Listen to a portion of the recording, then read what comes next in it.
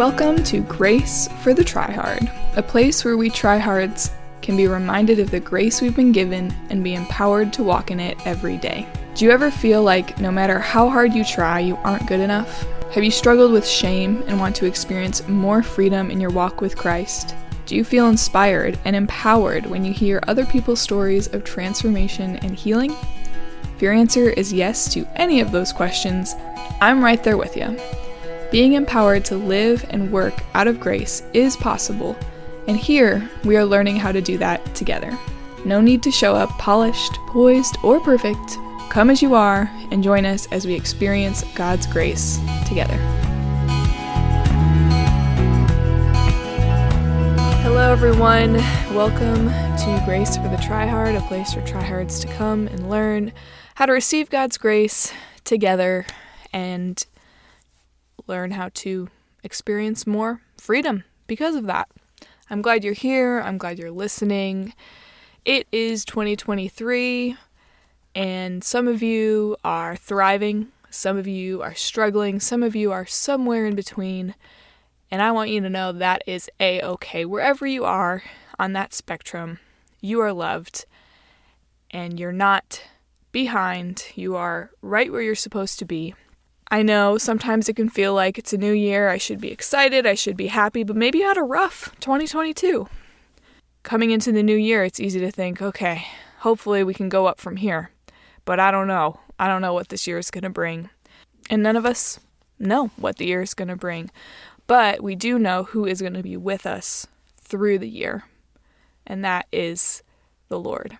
He never leaves us. He never forsakes us. That's one thing that's getting me through every day and helping me to find joy, is knowing that I don't have to control my circumstances because I have the one who's in control with me all the time, who can bring me comfort, who can bring me peace, who is amazing. So that was my little spiritual rant in the beginning. Didn't expect to go there, but we did. And you might be wondering, Lindsay, you sound a little different. You sound a little better. Why is that? Well, there's two reasons. One, I'm coming from a new location today, and this location is my closet. So that's the first thing. Second thing is I'm recording on a new device, and this device was given to me by my lovely husband, Ernest Joseph Phipps, for Christmas. He got me a new microphone, guys. It looks really cool. I know barely anything about audio equipment, but he knows a lot. So he got me the perfect little microphone for a newbie podcaster that's going to sound better than my little clip-on mic that I was using before. So that's pretty cool. Hopefully you're enjoying the sound quality, and I'm excited to be trying this out from my closet. I do not have a big closet, so I'm really just, next to my suitcase and my dresser that's in my closet. But yeah, I'm pretty excited for Grace for the Tryhard for 2023. We've made it a year, guys. I'm pretty sure my first blog post and when I launched the website was, I think, like January 29th, 2022. So I'm just thankful that I stuck with something for a year. If you're a tryhard, you could probably relate to me because, we tend to go into things gung-ho and then realize it's a lot more work than we thought. So we might give up, but haven't given up on this. And I think one reason I haven't is because I've been learning to give myself grace through the process. And I'm thankful for all you listeners, whoever's listening. I'm thankful that you've given me grace too. The fact that you're still listening tells me that you've given me grace. So appreciate that. I have some things planned for 2023, some podcast episodes I'm getting excited to record, some people I want to be talking to, because to be completely honest, I don't love solo episodes, but they are logistically easier than interviews because I don't have to find a time to meet with someone. But I am excited because I will be scheduling some interviews soon, and I'm just excited to learn from people I love and hopefully share some cool stuff with you guys. So yeah, that's kind of where we're at. So this episode of the podcast, I want to talk about how I've learned as a Tryhard to set goals for the new year in a grace-based way. You might be thinking, Lindsay, that's impossible. I've tried New Year's resolutions. I put way too much pressure on myself. I fail after 2 weeks, and then I hate myself for it. Well, you're not alone. I've been there for sure, but I found this really awesome system, methodology, way of thinking, whatever you want to call it, on how to set you up for success on having goals for your year, but being able to follow through with them by grace and by God's strength. And that's been pretty life-changing for me, to be completely honest. And so I want to share it with you guys. I'm going to share a little bit about my past goals and my goals for 2023. And hopefully you'll see that you don't have to completely give up on New Year's resolutions or your goals for the year. And you also don't have to put your whole identity into achievement. There is a healthy balance in between. And I'm going to plug the person and the brand that showed me how to do this, because I did not create this methodology. I don't even know what to call it besides a methodology or just a way of goal planning. And I will talk about her and her brand in a little bit. But I just thought I'd share how I've used their product and how it's helped me and how it could potentially help you this year. So I have always loved the new year. And I say that. I mean, I don't know. I don't know at age 2 if I love the new year. But as far as I can remember, mainly like my teen years into college, I've really enjoyed the new year. And it's funny because it's all arbitrary. You know, a lot of people think, oh, it's the new year, fresh start. You know, you could have a fresh start on May 17th if you want. What makes January 1st special? I don't know, but I have always liked the new year, the flipping of the calendar, a new season starting in my life, I guess, and just a way to close a chapter and start a new one. I started doing New Year's resolutions probably in high school. That's what I remember, maybe earlier, but I remember mostly from high school, and I don't remember them that much, but they usually had to do with exercise. I'm pretty sure they always had to do with exercise or food or eating, which tells you about my focus in high school and early college. So I would, have some goal for myself of like losing 20 pounds or not eating sugar or whatever. And it was usually huge and hard and difficult, and I usually wouldn't make it. My willpower only lasted for maybe 30 days. And then in college, I became a Christian, and I began to understand that I didn't need to perform or produce or grow to be loved. I was already loved right where I was. And knowing that my growth was not directly tied to my identity was really freeing news. Now I realized I could grow out of love, not for love. And that was amazing news for me. And I also learned that I would grow the best when I depended on God to grow me. He's the one who transforms. I just need to open my heart and give more of myself to him. So this was like, mind-changing knowledge. So after that, I thought I shouldn't do New Year's resolutions anymore because they just turned me into trying to improve myself instead of trusting God to transform me. So I probably went, a few years where I just let that go, which was probably good for me. But being just wired as someone who likes to push themselves and likes to grow and finds joy and fulfillment in growing, I had something in me that was desiring change and desiring to focus on something throughout the year. So then a great friend of mine who I'm hoping to have on the podcast this year, her name is Stephanie. She has been such a supporter of Grace for the Tryhard and has helped me when I've had moments of self-doubt and insecurity. So she's awesome, and she is also identifies as a tryhard. So she helps me a lot to process this stuff. But she sent me this podcast called Cultivate What Matters. So when I got this podcast, I didn't realize it, but it's actually a brand founded by a woman named Laura Casey. And she founded a product called the Power Sheets Intentional Goal Planner. And it's a part of the Cultivate What Matters brand. Even though I just got this podcast from my friend, I'm like, okay, I'm going to check it out. Later, I realized it's so much more than a podcast. It's a whole brand to help others achieve their goals in a grace-based, sustainable way, which is pretty amazing. So the episodes Stephanie sent me were called How to Set Goals for 2020, and they were actually a 4-part series. So she sent me the first one, and I kind of just dove in from there. And to be completely honest, Laura Casey really inspired how I wanted Grace for the Tryhard to sound.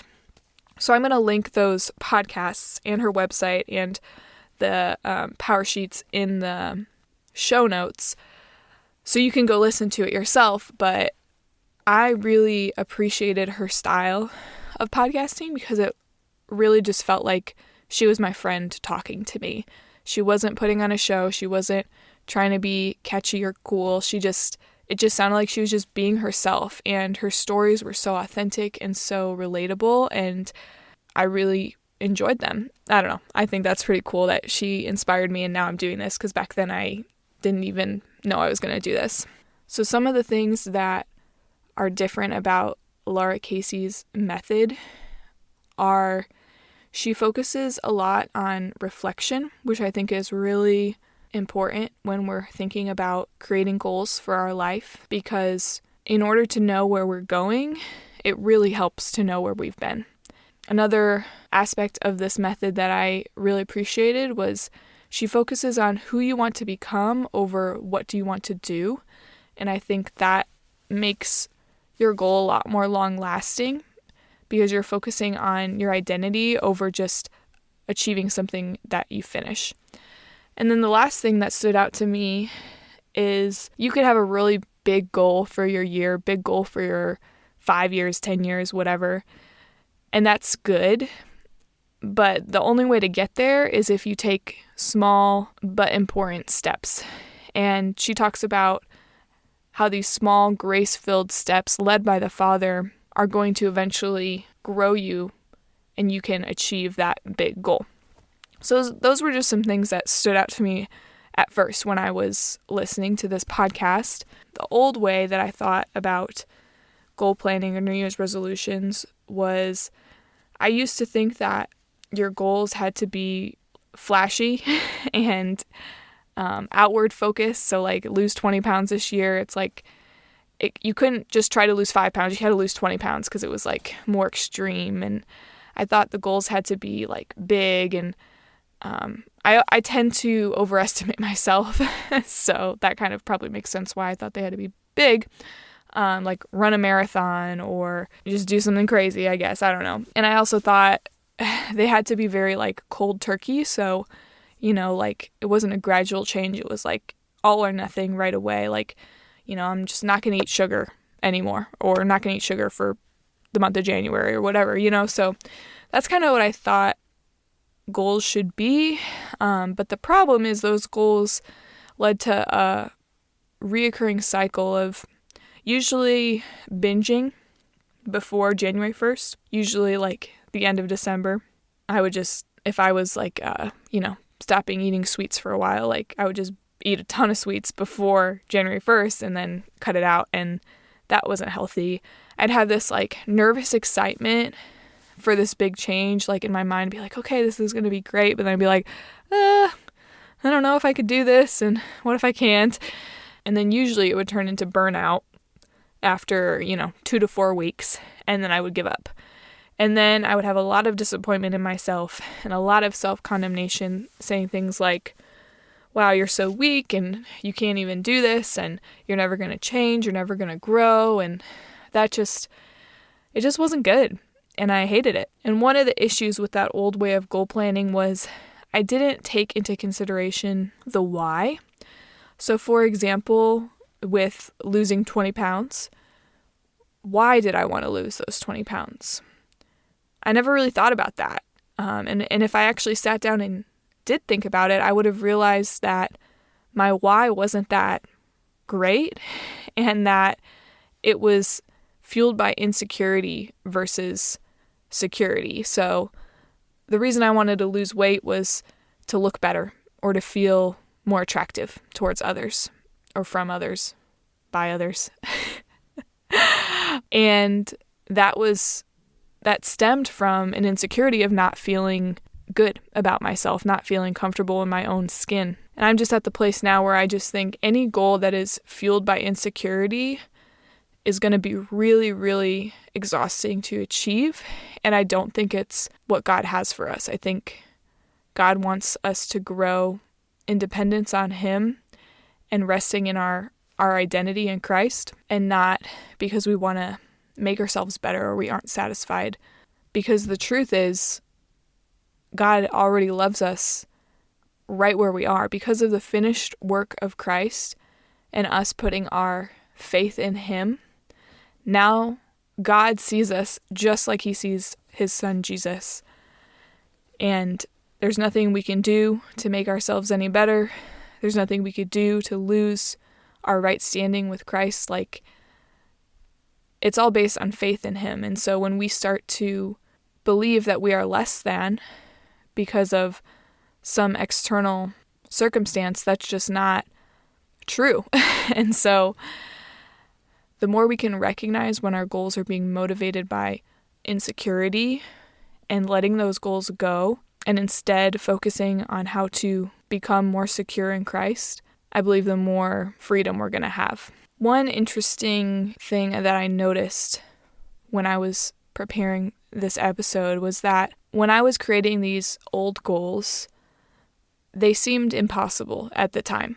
So they seemed to be too big. But now that I'm reflecting on my life and seeing where I am now, the truth is they were actually too small. And the reason they were too small is that I wasn't bringing God into the equation. I didn't recognize that He wanted to help me achieve these goals and become more free and become more whole. And so when we have God on our side, when we have God helping us each and every day, we can do so much more than just in our own strength. And God has bigger plans for you than just making you richer, making you skinnier, giving you a better job, giving you nicer things.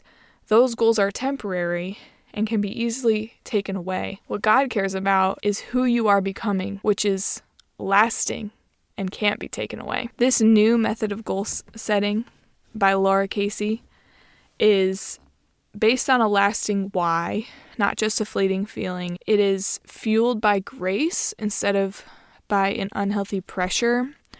It will impact not only you, but it will impact others, and it's God-dependent instead of you-dependent. So just to make this perfectly clear, I have not created this method.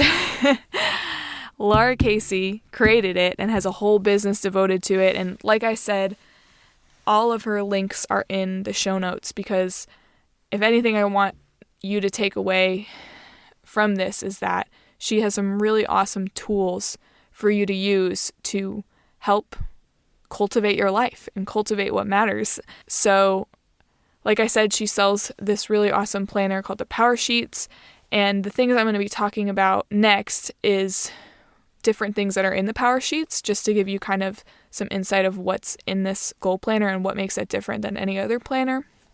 It's also beautifully designed, by the way. They have really great designers there. So this podcast is just me sharing how I've used this method before and how it has helped me to live out of grace while also dreaming of where I want to be and finding direction to get there. So let's dive into the things that I think are really cool about this method. So one thing is that there's lots of prep work to guide you to your goals. Personally, I think the prep work is the most important part, because it helps you to actually move past those superficial, temporary comparison goals and helps you to see what you really deeply care about and what deeply matters to you, and creating goals that are actually going to connect with what matters to you. So this prep work helps you discover what you want to focus on that year and why it matters. And the way I've looked at it, and I believe Laura Casey does the same thing because she is a believer, is that you want to bring God into the process. At the end of the day, like, he knows what's best for you. He knows where you're at. He knows where you're going.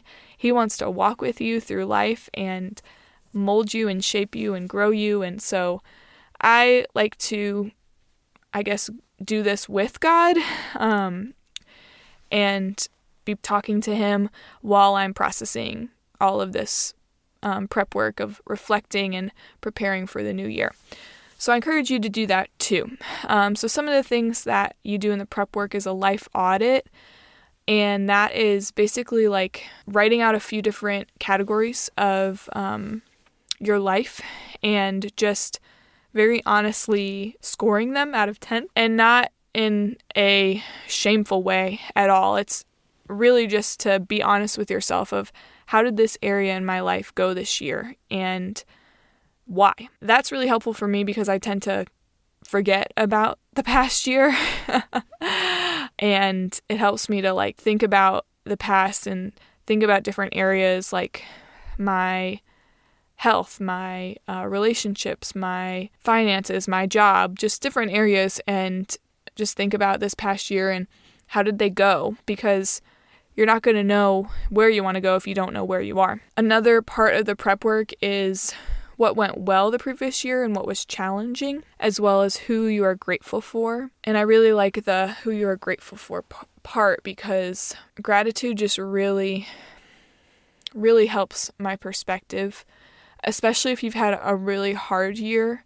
When you write down who you're grateful for, it helps you to see that that year wasn't wasted, that there were still good moments and good people who fought for you, who supported you, who helped you through. So I really love that. And then one of my other favorite parts of the prep work is the question, who do you want to be when you're 80? I really like this question because right now I'm 27, so I'm not that close to 80. And so it helps me to like put into perspective that I don't have to have achieved everything by 27. I still have hopefully a lot of life to live. But it also helps me to see like what actually matters. Like when I'm 80, what do I actually want? What kind of person do I want to be?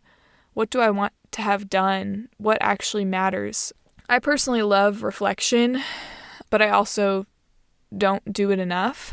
Sometimes I'm just going that I forget about what even happened this year. And this past year, 2022, was a very unique year for me. It honestly felt like 3 years in one, because the first quarter or like third of the year, I was still working with a campus ministry that I was working for 5 years before that. And it was like just a huge part of my life and a part of my identity. And then the second third of the year, I was transitioning into a new job and I was looking for a new job.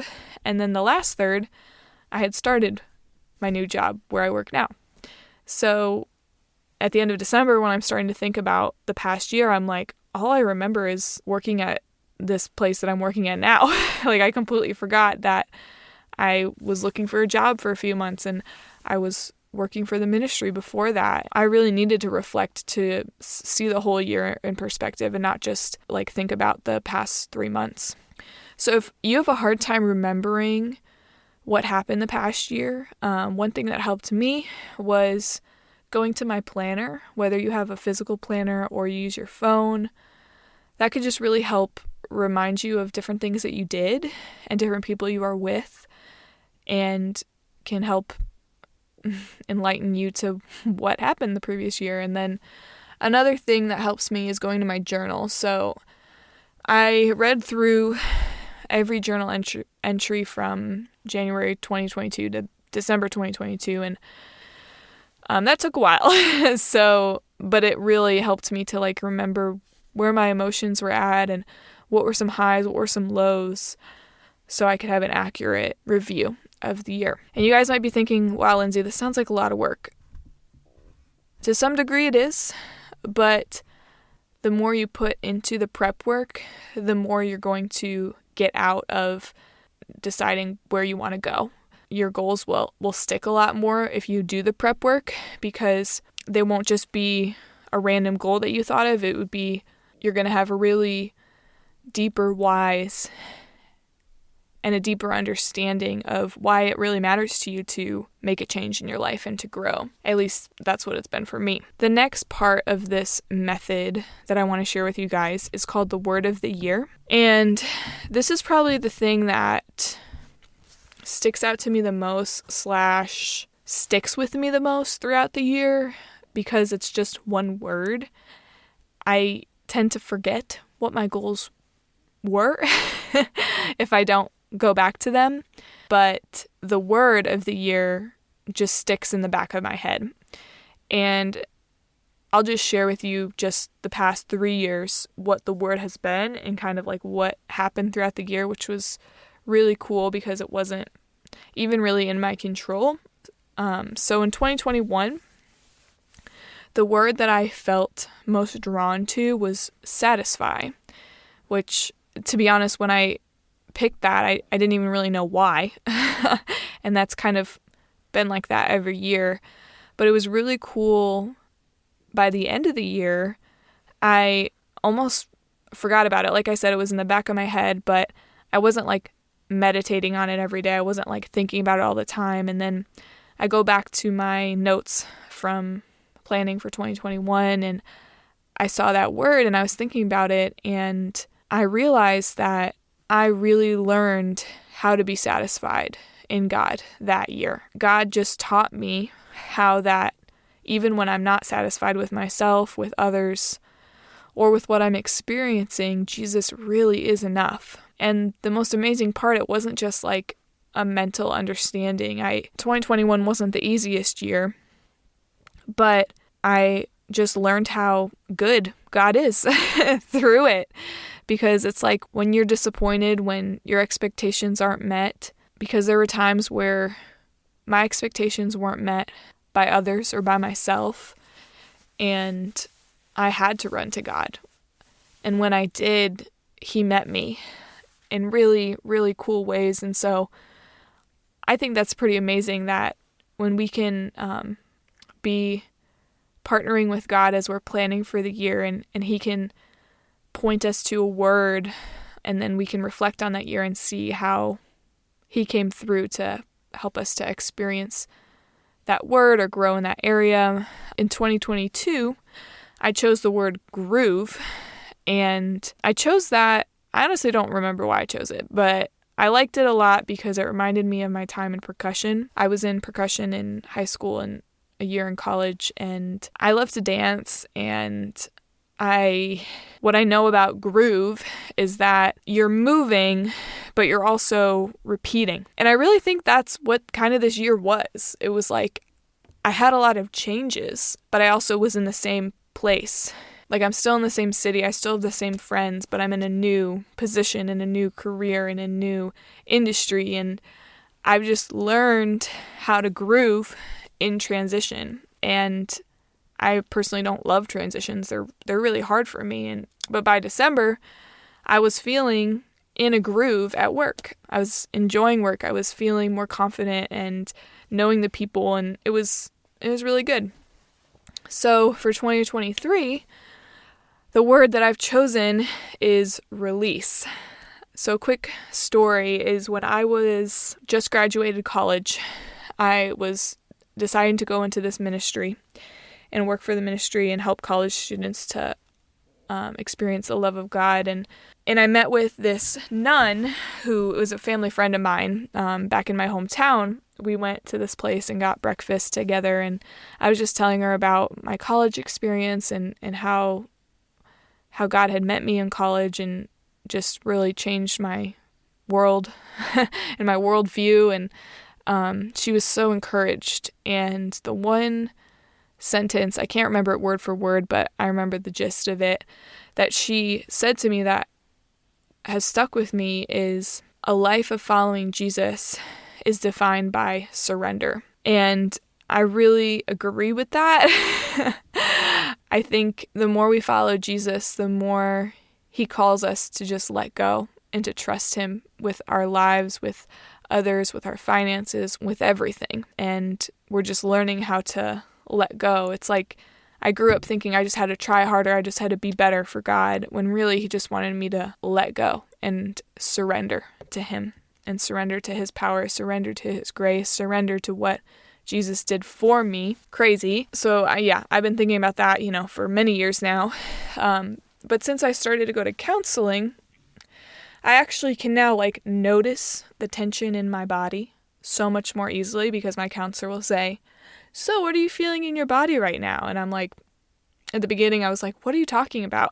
I was so disconnected from my body that I didn't even know I was so tense. And so now I recognize I hold a lot of emotion in my body, and it's just very tiring to live with this tension and holding it all in. And I really just want to learn how to release it to God. I think my instinct tends to be, to hold everything in, to hold my breath.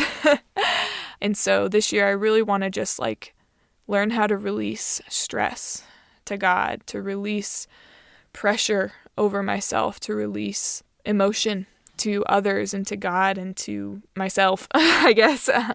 So I know it's not going to be easy, because, I've trained my body to tense up, but I know God is faithful, and he sees me choosing this word and moving forward in this area as a sign of trust that he can do something and he can help me to release things to him. As for my actual goals this year, I have 2, and that is a whole win in itself, because, being a tryhard, it's I should have 4, 5, 10 goals, for myself. And no. The past years I've had 3 to 4, so I'm really happy that I've had 2 this year, because I need to do less. But my first goal is to embrace limits. Sounds like, the opposite of a goal, push yourself, be better, do more. Instead, I need to go the opposite direction. I need to accept the limits that God has given me and embrace them and learn to trust him through those limits. So being an athlete growing up, I didn't really believe in limits, or at least I thought you were always supposed to push yourself past your limits to get better. Work harder, do better, more reps, literally till physical exhaustion, don't give up. I remember I was on the volleyball team in my sophomore year, and I've never sweat so much in my life. I was just drenched every practice. So that was my mindset. And yes, to be a good athlete, you do need to push yourself. But if you are constantly pushing yourself in every area of your life, you're going to burn out. You will, and I have. And now I'm learning to have more balance and to accept that I can't do it all, that I can't be it all. And that's what I really want to focus on this year. The past few years, I've learned that I'm not invincible.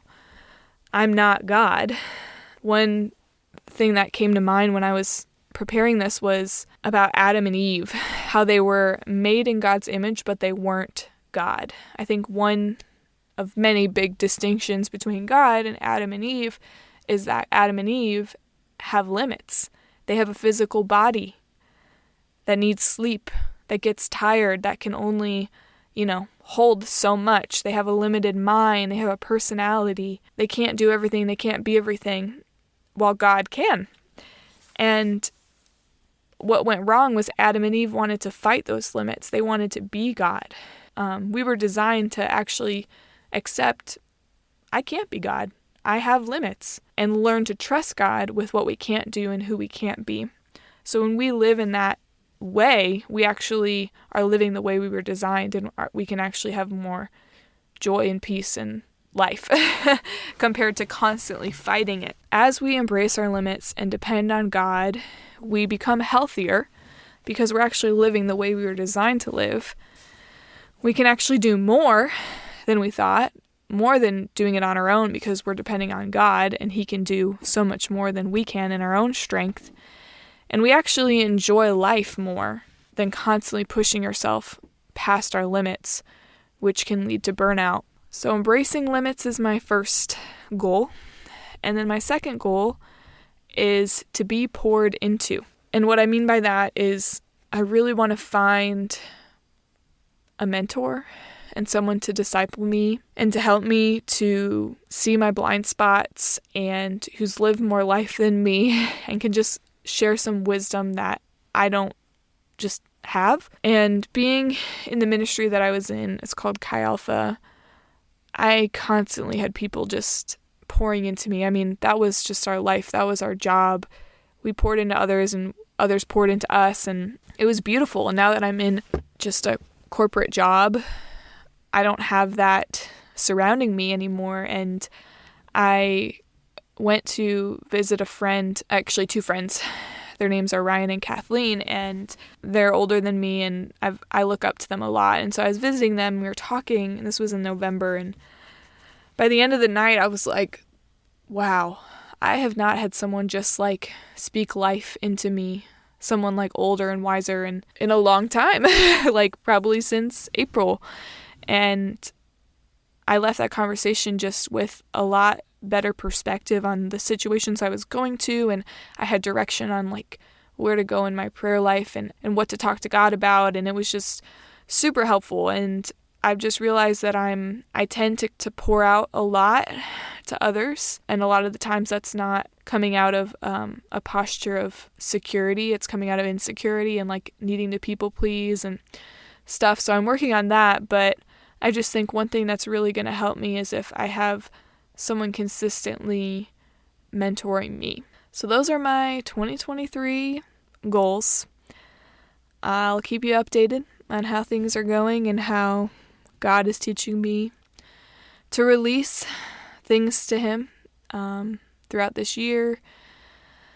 But the biggest thing I've taken away from creating these types of goals is that God does care about my transformation and healing, but He is the one who does the transforming.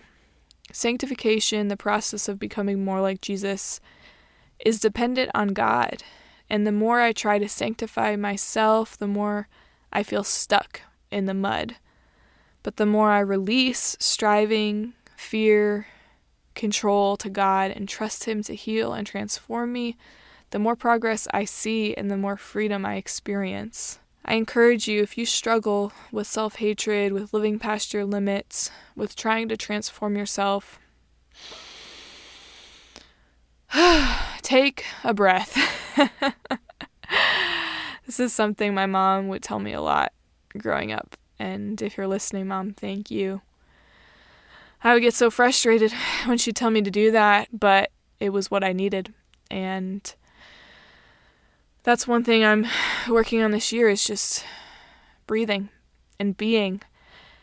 And as I breathe, I'm trusting God to continue to sustain me. The truth is, you, right now, right where you are, no matter what you're feeling, no matter what you're struggling with, no matter how you're feeling about 2023, you are unbelievably loved. Before you plan your next goal, before you think of your next to-do, I need you to remember and to know that you are perfectly loved. You don't have to achieve your goals to feel affirmation. You can receive affirmation right now. God delights in you, and He just speaks His love over you. He gave His Son for you to set you free, to bring you into a family that will never end. So put your trust in Jesus. Put your trust in His finished work. Dream about your life. I encourage you, dream about your life and how you want to become more free. But at the end of the day, trust that He's the one that's going to bring you there. And continue to open your heart to Him. Make room for Him. Take one step forward and celebrate that step. And praise God for His faithfulness and desire and ability to transform you day by day. Thank you so much for listening. I hope you enjoyed this podcast. Feel free to rate the podcast on whatever platform you're listening to, and share with some friends. If you know someone who is wanting to create some goals for their year but struggle with being a tryhard or struggle with putting too much pressure on themselves, feel free to share this podcast and share Cultivate What Matters. Have a great day.